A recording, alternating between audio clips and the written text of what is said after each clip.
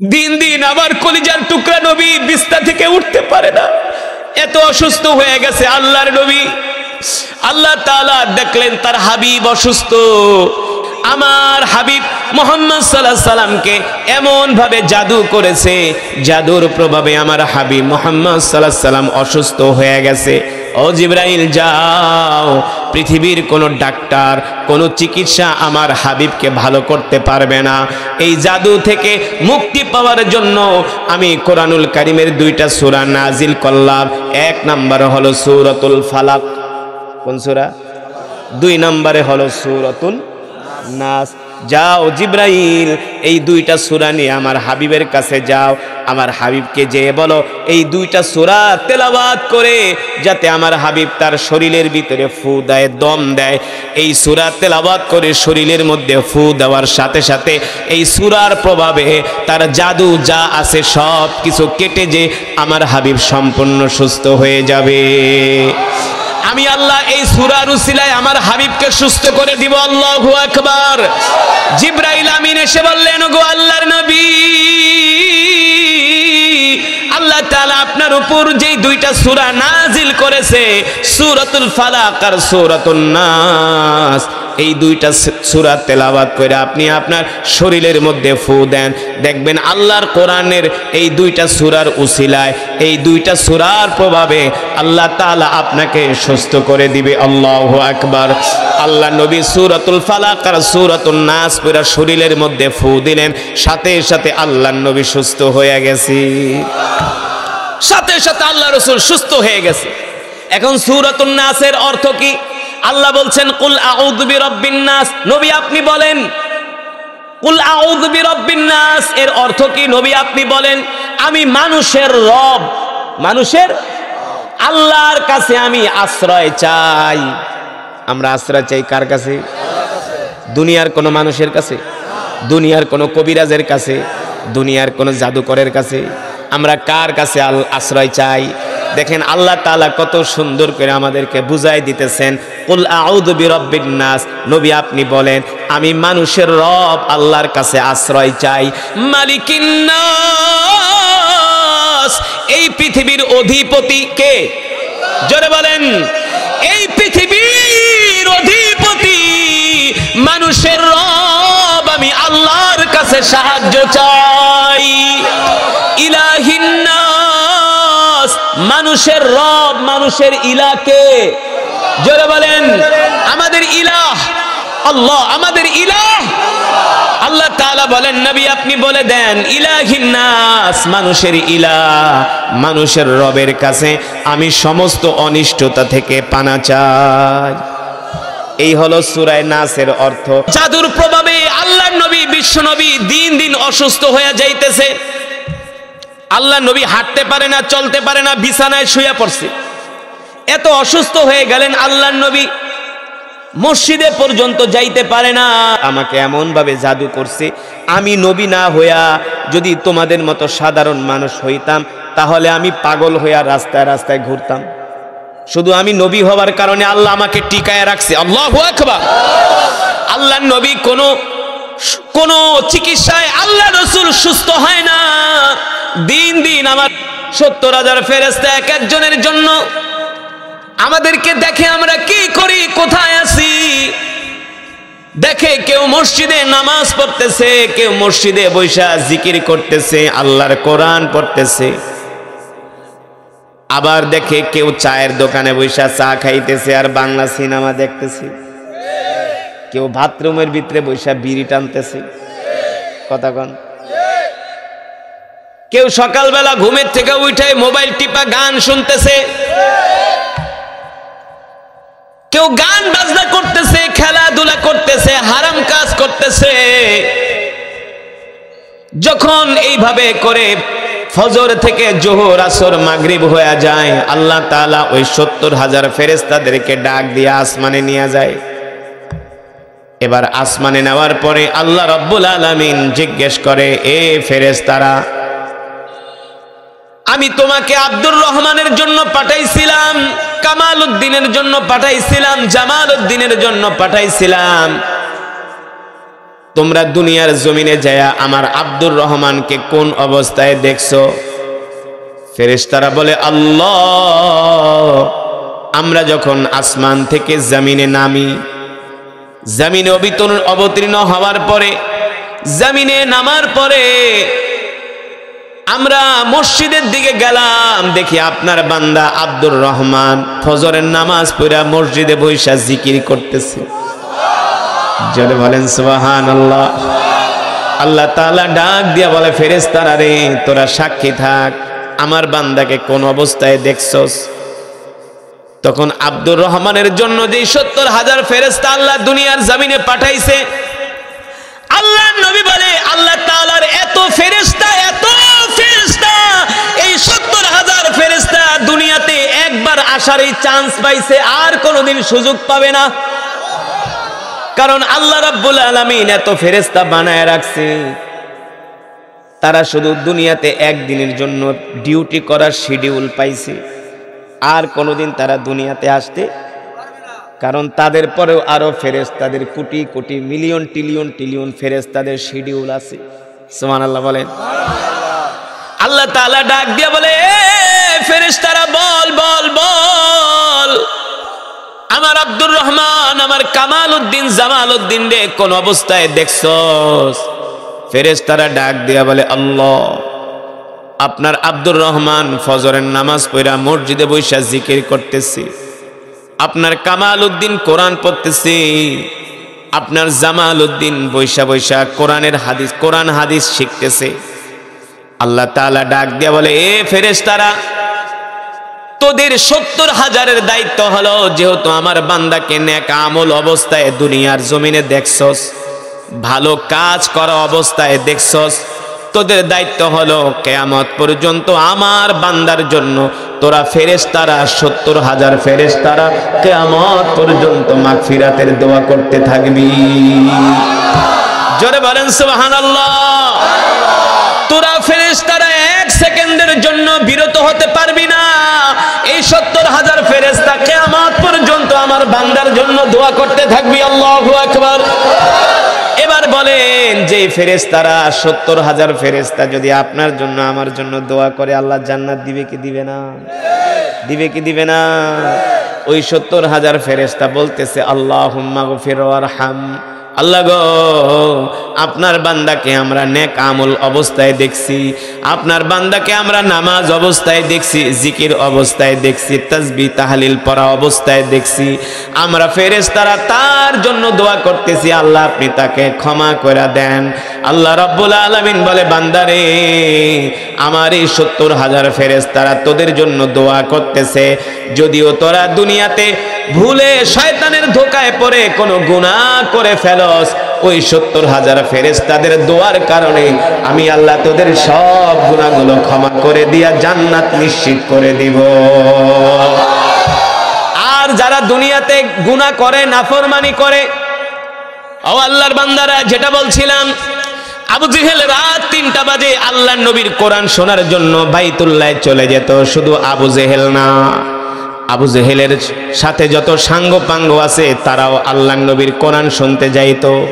হঠাৎ এমন একদিন দেখা গেল, রাত 3টা বাজে মক্কার সব যুবকরা যায়া বাইতুল্লাহর চতুর্পাশে দাঁড়ায়া দাঁড়ায়া রাত 3টা বাজে আল্লাহর নবীর জবানে কোরআন শুনতেছে।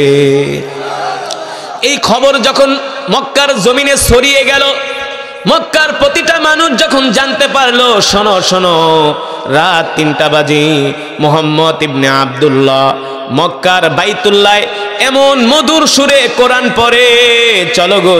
মক্কার যুবকরা বলে, শুধু সুযোগের অপেক্ষায় আছি। আবু জেহেল্লা সুযোগ পাইলেই মুহাম্মাদের হাতে হাত রেখে কালেমা পড়ে মুসলমান হয়ে যাব। আল্লাহু আকবার। কিন্তু ভয়ে ডরে কেউ মুখ খোলে না। আবু জেহেল দিনের বেলা আইন করছে, রাত্র বাড়িতে আইসা ঘুমাইতেছে, কিন্তু চোখে ঘুম। কারণ আবু জেহেল নিজেও কিন্তু আল্লাহ নবীর কোরআন শুনতে যাইত। সুবহানাল্লাহ। এটা আল্লাহর এই পরিকল্পনা। ঘুমের মালিক কি? আরে মিয়া, আল্লাহ যদি আপনার ঘুম না দেয়, আপনি যত চেষ্টা করেন ঘুমের ট্যাবলেট খাইলেও ঘুম, ওয়াজআলনা নাওমাকুম সুবাতা, আল্লাহ বলে রাত বানাইছি তোমাদের ঘুমের জন্য, আর ঘুম আমি দেই। ঘুম কে দেয়? আল্লাহ দেয়। আবু জেহেলের চোখে ঘুম আসে না। আবু জেহেল বলে কেন ঘুম আসে না? কারণ কি? কারণ কি? কোনো কারণ খুঁজা পায় না। কারণ একটাই, প্রতিদিন মুহাম্মদের কোরআন শুনে আর রাত্রেবেলা বাড়িতে এসে ঘুমায় যায়। এখন কোরআন শুনতে যায় না, আবু জেহেলের ঘুমও আসে না। কি করবে কি করবে? আবু জেহেল বলে যাক, আজকে তো আইন করলাম, কেউ তো আর মুহাম্মদের কোরআন শুনতে আজকে যাবে না, ধারে কাছেও যাইব না। 10 বছরের জেল, কে যাইব জেল খাটতে? তাইলে একটা কাজ করি, আমি আজকে রাত্রে একা একা এই সুযোগটা কাজে লাগাই। সুবহানাল্লাহ বলবেন না? আরে মিয়া, সিরাতের কিতাবের মধ্যে আসছে, বানায় বানায় বলি না, ইসলামের ইতিহাস। ইতিহাস এই কোরআন শুনা এখনো কাফেররা কালেমা পড়ে মুসলমান হয়ে যাচ্ছে। এই কোরআন শুনে, এই কোরআন শুনে। 2017 সালে আমি মালয়েশিয়ার একটা মসজিদ আছে, মসজিদে জামেক। আপনাদের এই অঞ্চলের অনেক মানুষ কিন্তু মালয়েশিয়া থাকে, জানেননি? অনেক লোক মালয়েশিয়া থাকে, আমার সাথে দেখা হয়ে গেলে অনেক, এই 2,500-এর প্রচুর লোক আছে মালয়েশিয়া থাকে। একজন 20 বছর 30 বছর ধরে থাকে। আমি কই ভাই কয় বছর? কয় হুজুর বেশি না, 36 বছর। কয় বছর? আমি কন কি তা জীবন যৌবন তো সব মালয়েশিয়া কার? কাউ 36 বছর। আমি কই 36 বছর মালয়েশিয়া, বউ পোলাপান কে দেখে? বউরে কে দেখে? মুখ দিয়া কয় না, হাত ইশারা দিয়া। কে দেখে? আল্লাহ। তো তুমি 36 বছর ধরে বিদেশ করো, তোমার বউরে দেখে আল্লাহ, আর 3 দিনের লেগে তাবলিগে যাইতে পারো না। তখন কো আমার সংসার কে দেখবো, আমার বউরে কে দেখবো? হ্যাঁ, 3 দিনের লেগে চরমনিতে যেতে পারো না, সময় হয় না, বলে আমার সংসার কে দেখবো, ব্যবসা কে দেখবো? তো 36 বছর ধরে কে দেখে? কে দেখে? আবু জেহেল দেখে উম্মে জামিল ঘুমাইছে কিনা। উম্মে জামিলও এমন শয়তান মহিলা। কে আবু জেহেল, তুমি মুহাম্মদের বিরুদ্ধে আইন করছো, কেউ যদি মুহাম্মদের কোরআন শুনতে না যায়, কিন্তু তুমি তো প্রতিদিন মুহাম্মদের কোরআন শুনতে যাইতা।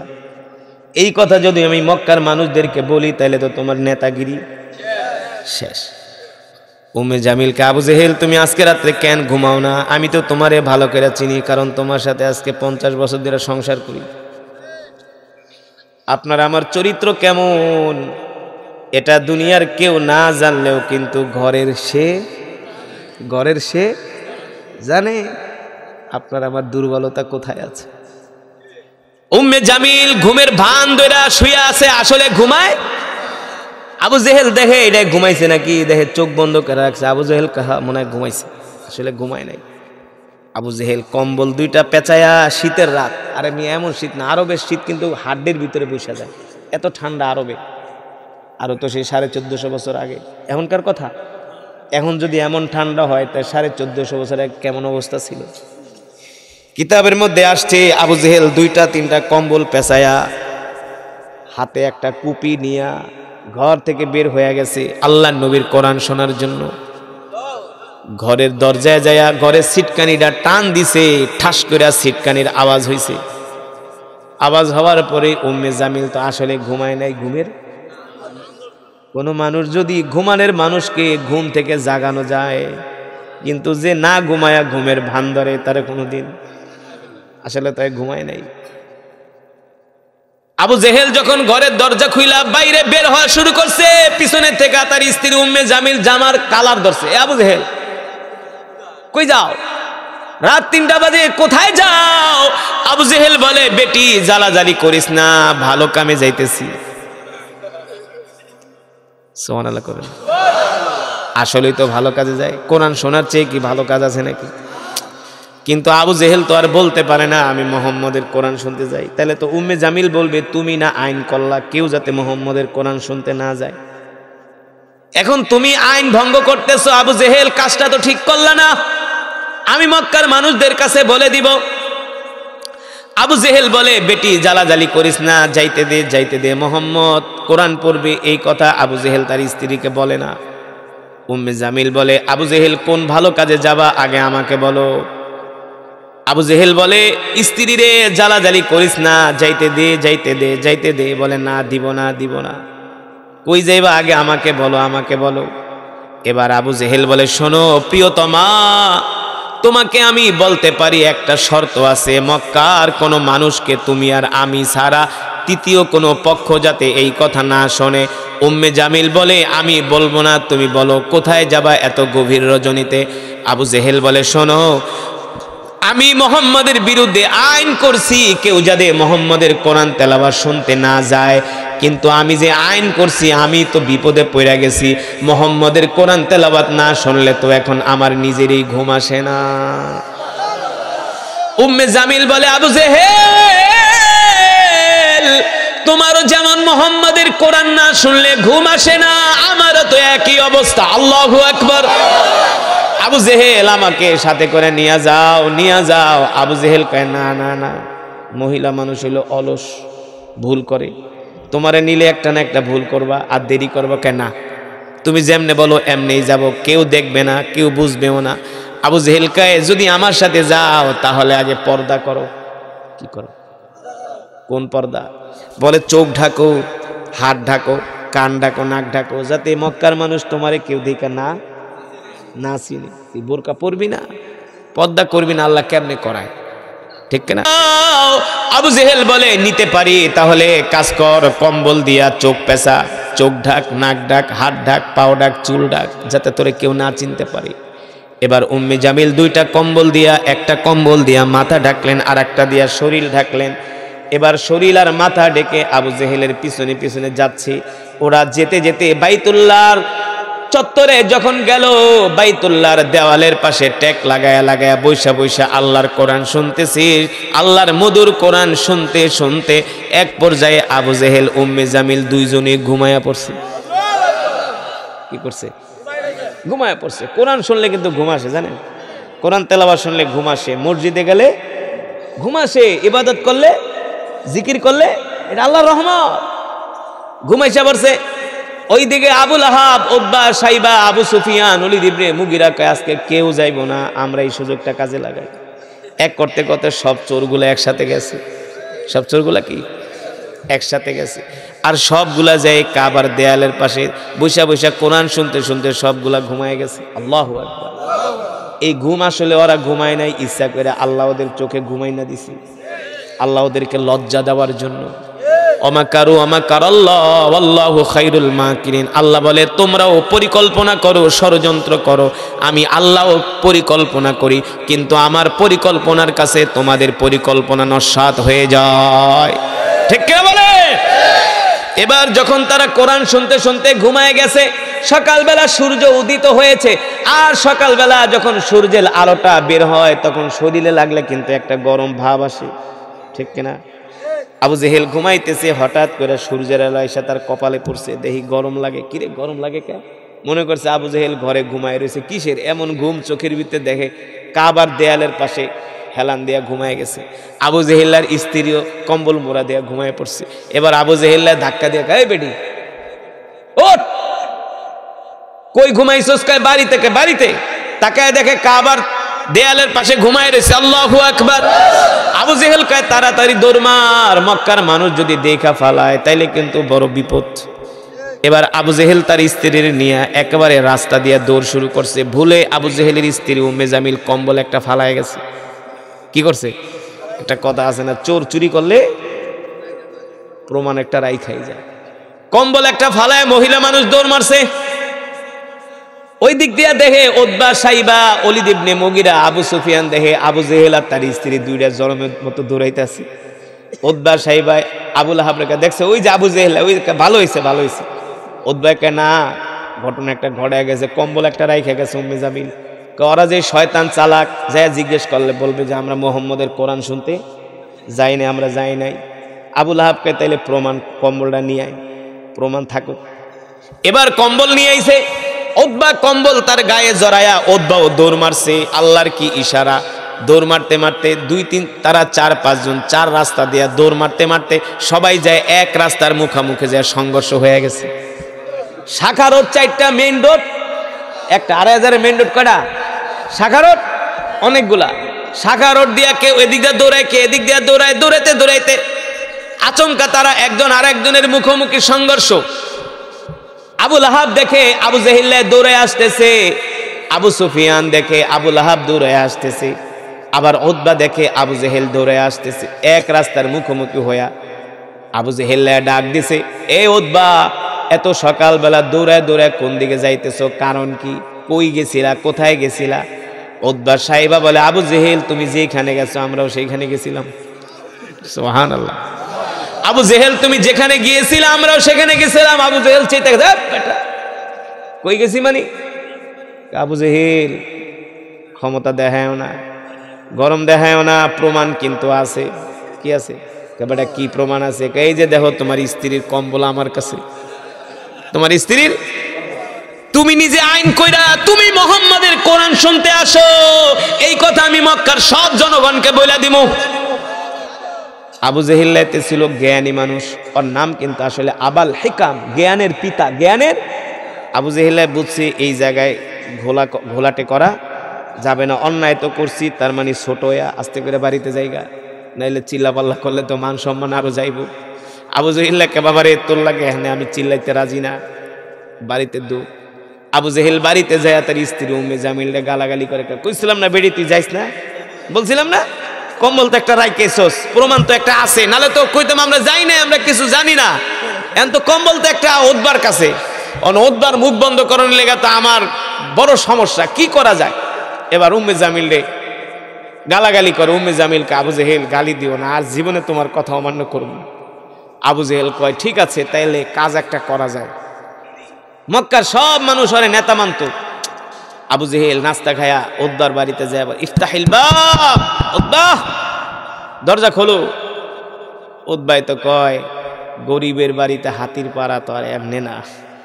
আবু জেহেল তুমি এত বড় নেতায় আমার বাড়িতে আইছো, তুমি তো আমার বাড়িতে আসার লোক না, তুমি যে কেন আইছো বুঝছি।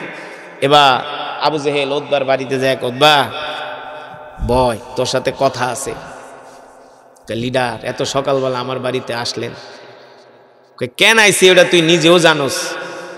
এবার আবু জেহেল অনুতপ্ত হইয়া ছোট হইয়া বিনয়ের সাথে, উতবা আমার সম্মান এখন তোর হাতে, আমার সম্মান তুই চাইলে আমারে জিরো করতে পারোস, তুই চাইলে আমারে হিরো বানাইতে পারোস। কি হইছে কোন? শোন উতবা, মুহাম্মদের কোরআন যে আমি একা শুনতে গেছি বিষয়টা এমন, তোরাও কিন্তু গেছস। উতবাকে হ্যাঁ গেছি, কিন্তু আপনি তো আগে গেছেন, আর আইন তো আপনি করছেন। আইন কি আপনি করছেন? আপনি আইন করে আপনি কেন গেলেন? আমরা ছোট নেতা আমরা গেছি, কিন্তু আপনি কেন গেলেন? এবার আবু জেহেল ডাক দিয়ে বলে, উতবা এ উতবা আমাকে একটা প্রশ্নের জবাব দে। মুহাম্মাদের কোরআন শোনার বিরুদ্ধে আমি আইন করলাম, আইন করে আমি আইন ভঙ্গ করলাম। কেন যে ভঙ্গ করছি উতবা জানোস না? যেই দিন মুহাম্মাদের কোরআন তেলাওয়াত না শুনি সেই দিন আমার ঘুম আসে না। মুহাম্মাদের কোরআন তেলাওয়াত শোনার জন্য আমি লালায়িত হয়ে যাই। মুহাম্মাদের কোরআন শোনার জন্য রাত্রবেলা আমি পাগল হয়ে যাই। মুহাম্মাদের কণ্ঠ, মুহাম্মাদের তেলাওয়াত আমাকে এতটা আকৃষ্ট করে। কিন্তু আল্লাহ তাআলা তো আবু জেহেলের কপালে হেদায়েত রাখে নাই। যদি হেদায়েত রাখতো তাহলে কিন্তু আবু জেহেল ঠিকই মুসলমান হইত। আল্লাহ হেদায়েত রাখছে কিন্তু খাত্তাবের ছেলে ওমরের কপালে। আল্লাহ নবী দোয়া করছিলেন, আল্লাহ ইসলামের শক্তি বৃদ্ধির জন্য হয় আবু জেহেলকে আপনি হেদায়েত দেন অথবা ওমরকে।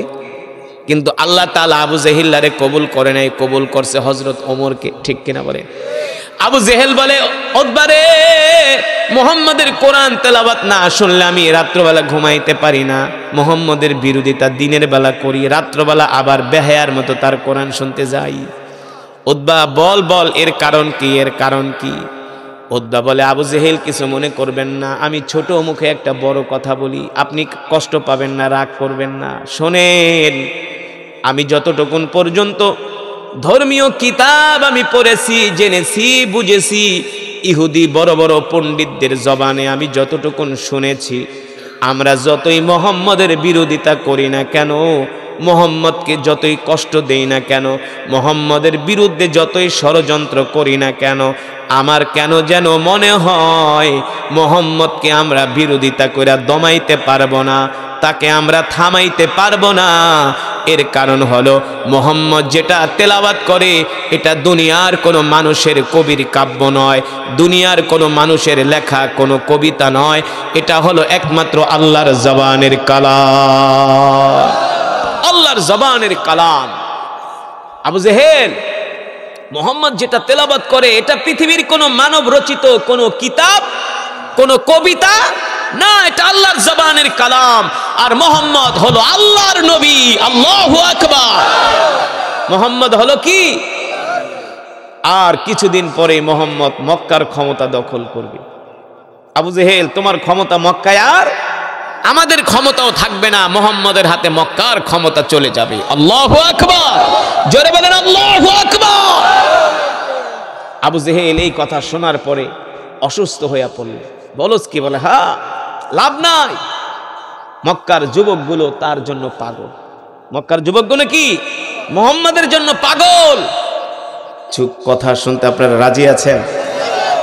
আসলে আমি যে আয়াতে কারিমাগুলো তেলাওয়াত করেছি, যে কোরআনুল হাকিম আমি তেলাওয়াত করছি, এর অর্থ যদি আপনারা বুঝতেন, এর ব্যাখ্যা বিশ্লেষণ কিছুও যদি বুঝতেন, তাহলে কিন্তু পুরা তেলাওয়াতটাই একটা বয়ান ছিল। পুরা তেলাওয়াতটাই কি? সুবহানাল্লাহ। আমি কোরআনুল হাকিমের তেলাওয়াত করেছি, আপনারা শুনেছেন, এক এক হরফে 10টি করে নেকি পেয়েছেন। কয়টা করে? 10টা। আমি যে কোরআন পড়েছি আপনারা কি খুশি হয়েছেন? তেলাওয়াতের আওয়াজ কি হৃদয়ে লেগেছে?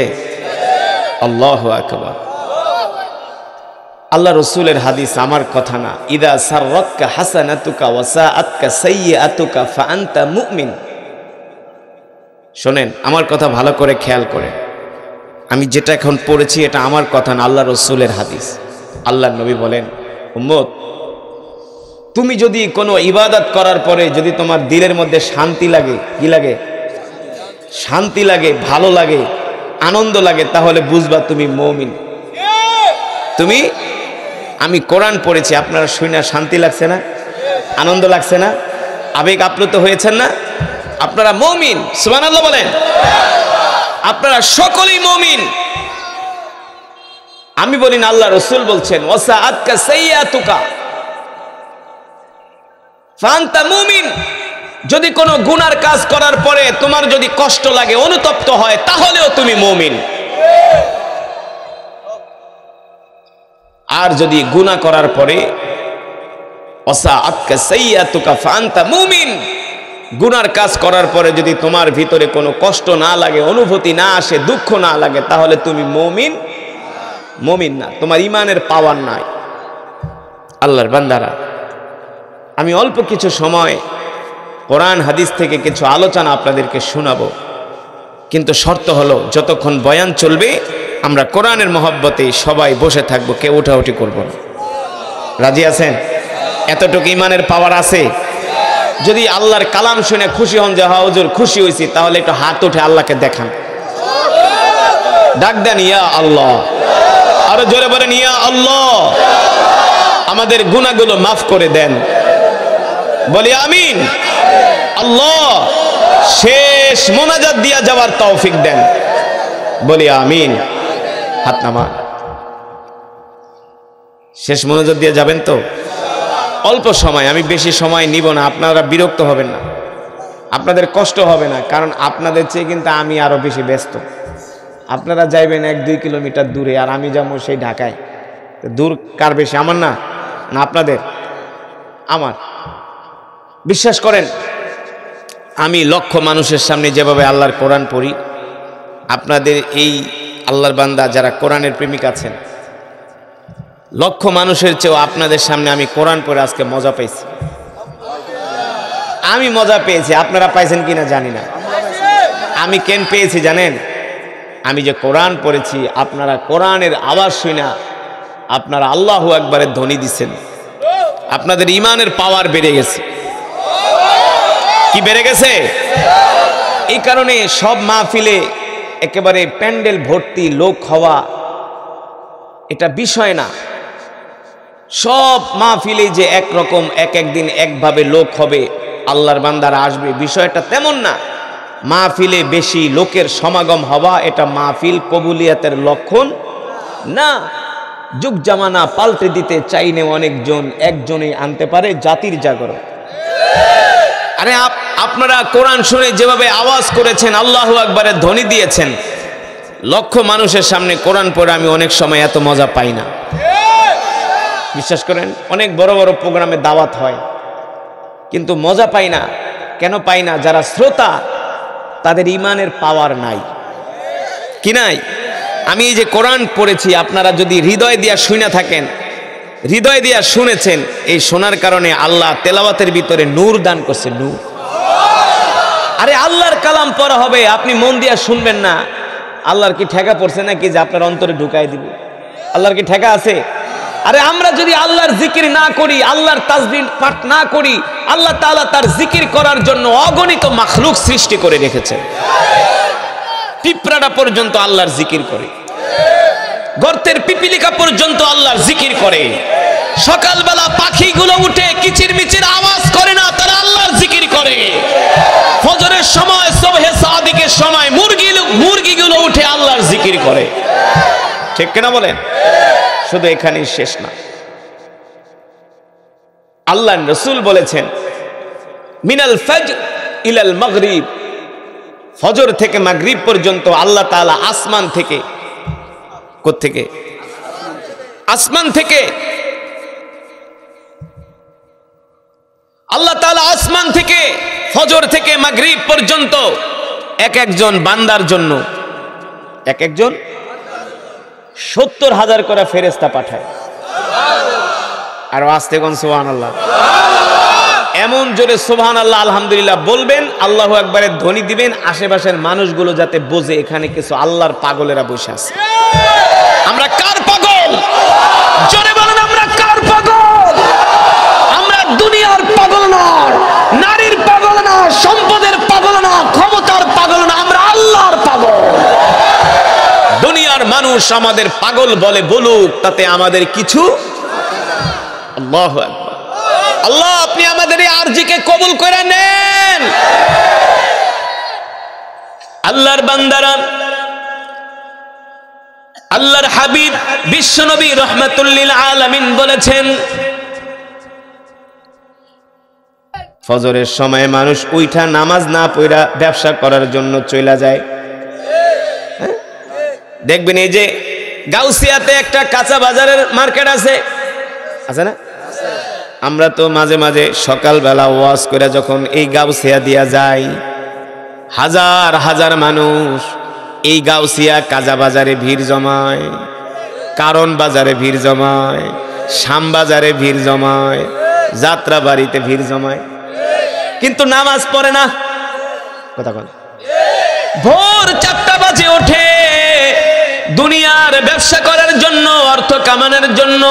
রাত 4টা বাজে উঠা কেউ তরকারি বেচে, কেউ মাছ বিক্রি করে, কেউ গরু, কেউ খাসি বিক্রি করে। ঠিক কিনা বলেন? শুধু ফিকির আর ফিকির, চিন্তার চিন্তা, শুধু দুনিয়ার ব্যবসা করা। আল্লাহর নবী বলেন, যখন ফজরের সময় হয়, আল্লাহ রাব্বুল আলামিন আসমান থেকে এক একজন বান্দার জন্য 70,000 করে ফেরেশতা জমিনে পাঠায় দেয়। ফজরের পরে আইসা ওই ফেরেশতারা কবরে শুয়ে আছে, তাদের কবরে অলরেডি কোরআনুল কারীমের সওয়াব পৌঁছে গেছে। আল্লাহু আকবার।